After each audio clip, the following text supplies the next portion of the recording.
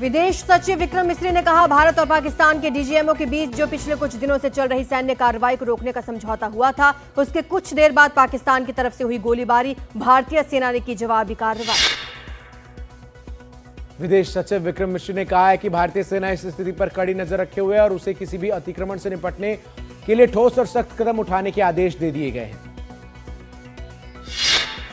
भारत और पाकिस्तान के बीच फिलहाल मिलिट्री एक्शन रुक गया है। शनिवार शाम 5 बजे से समझौता लागू हो गया। हालांकि भारत ने यह साफ कर दिया कि आतंक की कोई भी कार्रवाई युद्ध मानी जाएगी। अब 12 मई यानी कल दोपहर 12 बजे भारत और पाकिस्तान के डीजीएमओ के बीच आगे की बातचीत में ही तय होगा कि आगे का रास्ता क्या होना है। जानकारों के मुताबिक पाकिस्तान से बातचीत का अनुरोध आना यह बताता है कि वो अलग थलग पड़ चुका है। संघर्ष विराम की आधिकारिक घोषणा के बाद पाकिस्तान के प्रधानमंत्री शहबाज शरीफ ने लिखा, हम अमेरिकी राष्ट्रपति डोनाल्ड ट्रंप को क्षेत्र में शांति की बहाली के लिए उसके नेतृत्व और सक्रिय भूमिका के लिए धन्यवाद देते हैं। सीज फायर को लेकर अमेरिका के राष्ट्रपति डोनाल्ड ट्रंप ने ट्वीट कर खुशी जताई है। उन्होंने लिखा है कि दोनों देशों को सामान्य समझदारी और श्रेष्ठ बुद्धिमत्ता का परिचय देने के लिए बधाई।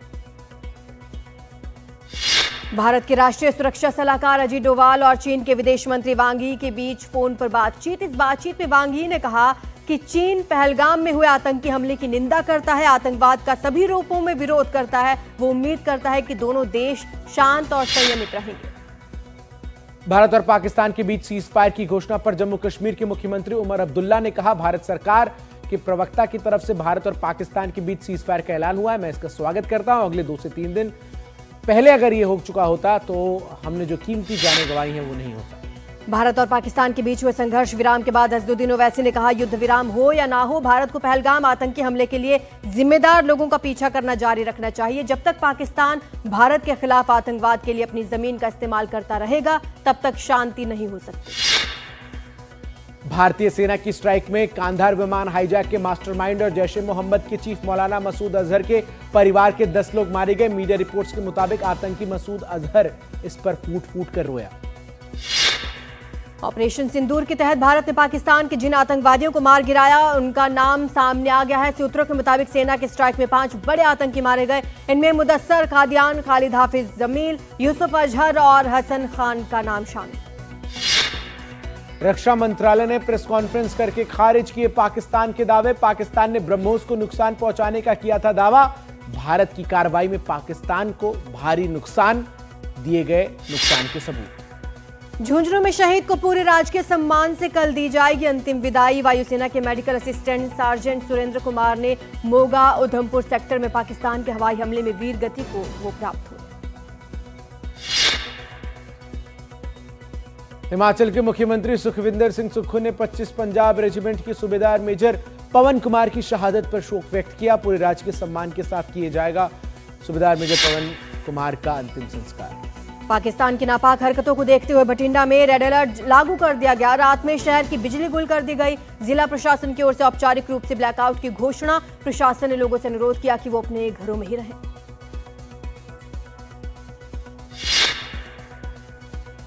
जैसलमेर में आधी रात को हवाई हमले का सायरन बजा। इसी के साथ धमाकों की आवाज भी सुनाई दी। जैसलमेर में भी रेड अलर्ट जारी है।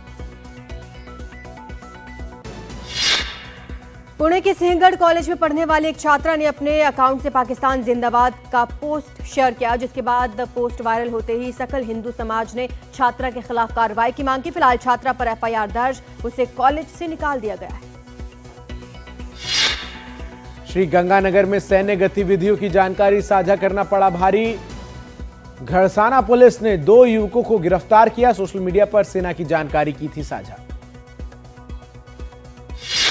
सीज फायर के बाद देश में हवाई सेवा शुरू हो चुकी है। दिल्ली से ग्वालियर पहुंची पहली फ्लाइट। ऑपरेशन सिंदूर के बाद बंद थे देश के एयरपोर्ट।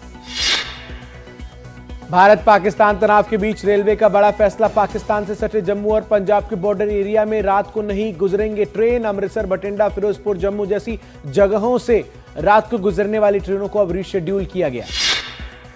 लद्दाख के लेह में होटल और गेस्ट हाउस ने फंसे हुए पर्यटकों का बिल माफ किया। पाकिस्तान के हमलों के कारण ये सभी पर्यटक लेह में ही फंस गए। हरिद्वार में संतों ने पाकिस्तान के खिलाफ विरोध प्रदर्शन किया। पाकिस्तान की तरफ से किए गए हमलों के विरोध में संतों ने किया प्रदर्शन।